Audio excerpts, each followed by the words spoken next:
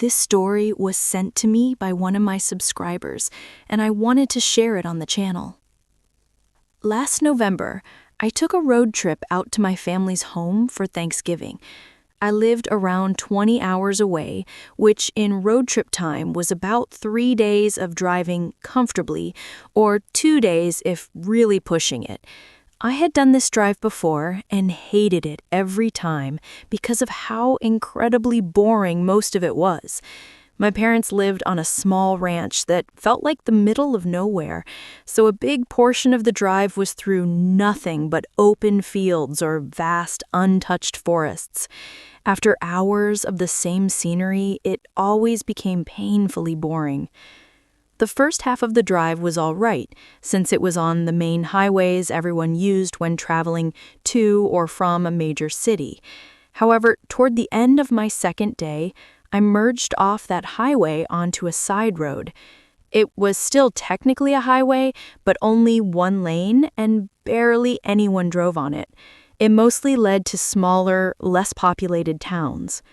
I reached that stretch around 7 or 8 in the evening and was not planning to drive much longer. I hoped to find a town with a motel or something similar. I drove another 2 hours. The road was completely dark and empty, with only my headlights cutting through the fog.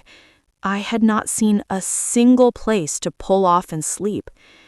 Eventually, I found a small gas station and figured it was better than nothing, so I pulled in. The gas station looked extremely old, like a family-owned place sitting in the middle of nowhere. I did not see a single light in the distance, no town or houses, but the gas station lights were on, and I used the pump to top off my tank. Afterward, I parked on the side of the building and went inside to ask if I could sleep for a couple of hours. A single man stood behind the counter. He looked about 50 and seemed surprised to see someone walk in that late. I asked if I could park there for a couple of hours. He said the station was closing in 15 minutes and he would be leaving, but if I was comfortable staying alone overnight, he did not mind. I thanked him, bought a couple of energy drinks, and headed back to my car. As I replayed the conversation, something about the way he said, if I was comfortable, felt strange. It sounded like he was implying I should not be. I convinced myself he probably meant most people did not like sleeping in their cars, not that this particular location was the problem. I leaned my seat back and set an alarm for 3 a.m., about 4 hours away. 15 minutes later, I heard the man lock up and drive off. Without the station lights, everything became pitch black and silent. It was eerie being alone out there. I closed my eyes and tried to sleep. I'm not sure if I actually fell asleep, because after what felt like an hour, I suddenly heard tires pulling into the gravel outside. They got closer until I finally opened my eyes. My heart started racing when I saw a dark pickup truck right beside my car. None of its headlights were on. I could not see the driver or anything inside, only the outline of the truck in the darkness. It was facing me, which made me feel like whoever was inside could see me. I got uncomfortable fast. I put my seat upright, started my car, and drove out of there. I hoped it was nothing, but the whole situation felt wrong. An empty, closed gas station in the middle of nowhere, and a truck pulls in with its headlights off and stops right next to me? There was no way that was normal. I felt safer once I was back on the road, but I barely made it a quarter mile before I hit something lying in the middle of the gravel. I only saw a glimpse of it before my tire ran over it, and it sounded like a hard hit. I pulled over and checked my rear view, but I could not see clearly. I stepped out and walked back toward it. The night was silent except for the cold wind. As I got closer, it looked like a large duffel bag, but way larger than normal. My mind instantly went to the worst possibility. It looked almost like a body bag. Before I could get close enough to confirm, I heard the distant sound of tires moving through the gravel. The sound grew louder as something approached through the darkness. I ran back to my car and jumped in. As I looked in my mirror, the same truck suddenly appeared, its headlights off until the last second when they flicked on. It sped past the object in the road and slammed on its brakes behind me, swerving to block me. Both the front and side doors flew open and two men jumped out. I floored it. My hands shook as I tried to call 911, but the call kept dropping due to no signal. Thankfully, I don't think they chased me because I never saw them again. After about 45 minutes, I reached a different road that led toward a more populated area. I called the police again, though I doubted it would help. About a half hour later, they called back, saying they found nothing. The rest of the trip, I was horrified about what I might have stumbled across. I still don't know what that truck was doing or what I saw on the road that night. Thinking about it still gives me chills. I never took that route again, and I never heard anything about what might have happened out there. Thank you to the subscriber who sent this terrifying story. If you have a story to share, send it in and it might be featured next. This story was sent to me by one of my subscribers, and I wanted to share it on the channel. I was 23 and driving across the country in a small van. It wasn't one of those nice setups people live in. Mine was small, with just a mattress in the back and a bunch of cardboard boxes scattered across the floor. I was heading to my parents' home on the West Coast so I could store my belongings there while I figured out my next steps in life. Everything felt like a mess at the time. This was also my first time driving long distance without staying in hotels. The first full day went fine. I drove about 14 hours before finally feeling ready to stop around midnight. I saw a sign for a rest stop 20 miles ahead and assumed it would be like the usual ones, full of truckers and travelers spending the night. But as soon as I pulled in, I realized how wrong I was. The rest stop sat down a long exit ramp tucked deep into a wooded area. Trees surrounded it completely, blocking any view of the highway. There wasn't a single car or truck anywhere in the lot. When I parked and looked around, I got an immediate unsettling feeling. The place felt abandoned, isolated, and hidden. Instead of peaceful, the emptiness made my skin crawl. I shut off the van and walked into the building to use the restroom. It was clean inside, which somehow made everything feel even stranger. On my way back to the van, the dense forest around me felt suffocating, almost like something was watching from the tree line. I tried brushing it off as nerves from sleeping alone in a van for the first time. I climbed inside, shut the doors, pulled a curtain across the front to block the windows, and lay down on the mattress. Exhaustion took over and I fell asleep instantly. Hours later, I woke up to the sound of voices outside. Two men were talking quietly somewhere near my van, close enough that I could hear their footsteps on the pavement. I checked the time. It was 3 a.m. I couldn't believe the empty parking lot had suddenly become busy enough for someone to park right next to me. I pulled the curtain back just enough to take a small peek. There were no other cars. Then I turned to look out the other window and locked eyes with a man standing directly outside, staring at me. I froze. The man quickly ducked out of view behind the van. I backed away and closed the curtains again. I heard him whispering to someone else. Then everything went silent.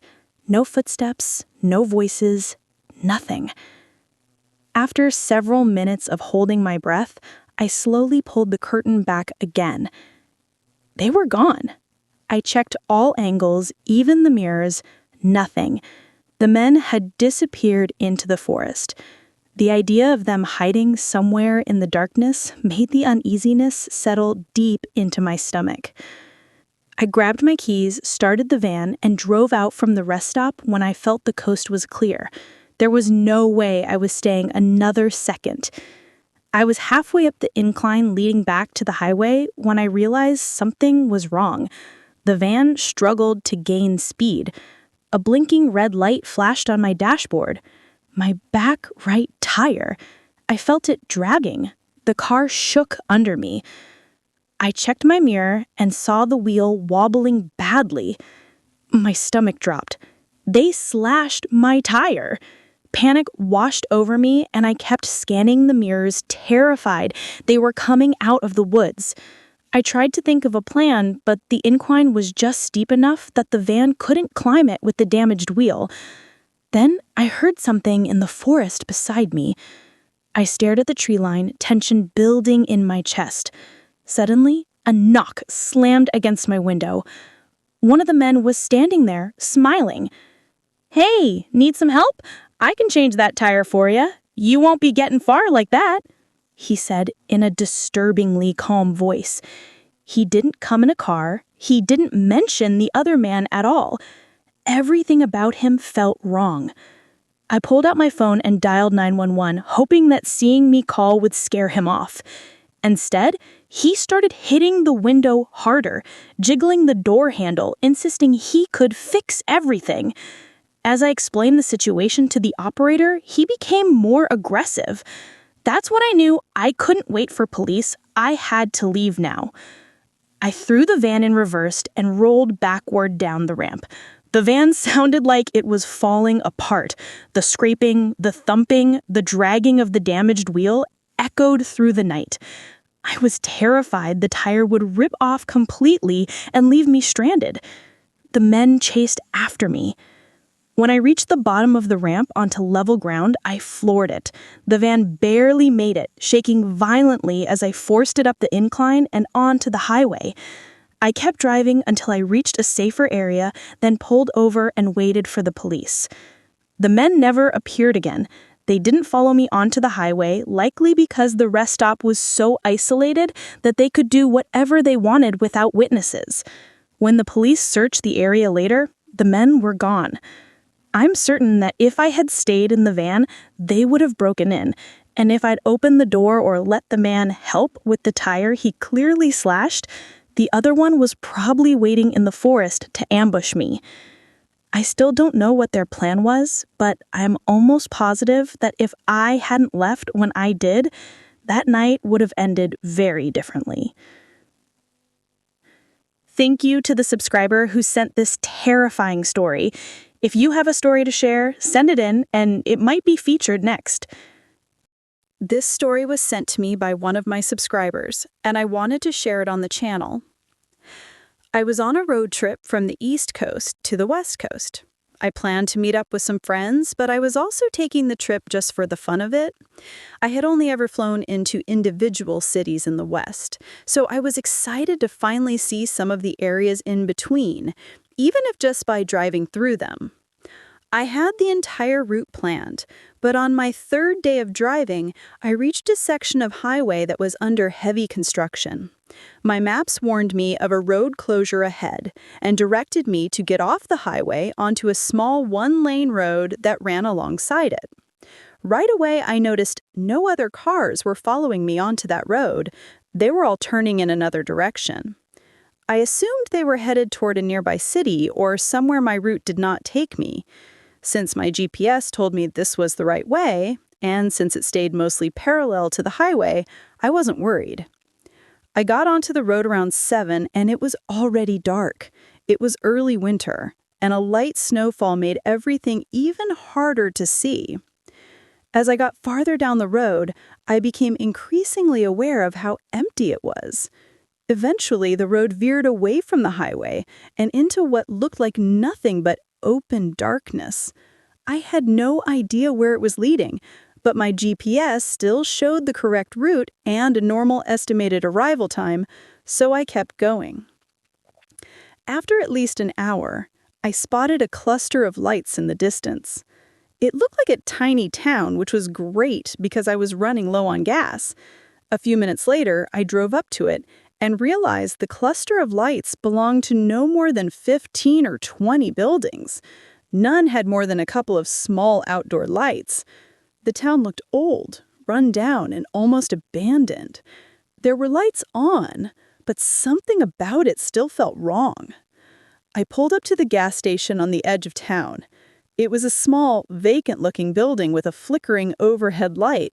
The pump seemed to be working, so I started filling my tank. Oddly, another car was there. A small gray SUV parked at the pump across from me. Its windows weren't tinted, so I could see inside. The back was packed with suitcases and travel gear, like the owner was also on a road trip. But nobody was inside the vehicle, and nobody was outside of it either. The station building was clearly closed, and nothing about that SUV matched the vibe of this town. It looked like another traveler who had stopped before me, and that made me uneasy. The silence in the town was suffocating. The darkness beyond the dim lights felt endless. Then the gas pump started filling painfully slow. So slow, it took about a minute for a single gallon. I realized it might not even be enough to get me to the next town, wherever that was. About 2 minutes into standing there in the cold quiet, a sudden scream echoed in the distance. It was a male voice yelling for help. The sound made me jump back, slamming my shoulder into the pump. I stared into the darkness, but the town outside the gas station looked like a blackout. There was something about the scream that felt wrong, like it wasn't natural panic, but something rehearsed. I took a few steps away from my car to get a clearer look. Then the man yelled again. Only this time, he was much closer, somewhere right outside the station in the darkness. I froze, listening to the silence that followed. Then something moved quickly in the corner of my vision. A figure ran through the dark behind the gas station. Almost immediately afterward, something else moved in another part of the shadows. My chest tightened. My instincts screamed at me to leave immediately. I yanked the pump out of my car. As I did, I heard the sound of multiple people running through the grass beyond the lights. I rushed into my car, and before I even shut the door, several men emerged from the darkness. They were spread out, all sprinting toward me like they had rehearsed it. I slammed the car into drive and sped away, tires sliding on the thin layer of snow. I didn't slow down until I was back on the empty road, heading away from that nightmare of a town. I keep thinking about that empty SUV. It looked like its owner was on a road trip, just like me. Maybe they'd been lured away by the screams. Maybe they'd arrived just minutes before I did. I still wonder if the voice calling for help belonged to someone genuinely in danger, or if it was part of the trap the men had set. There wasn't even a police station in that town. Although I reported everything, I never got any updates. I don't know if officers ever went out there. I don't know what happened to the owner of that SUV. And I don't know what was waiting for me in the dark if I had hesitated even a few seconds longer. I never went back, and I never will.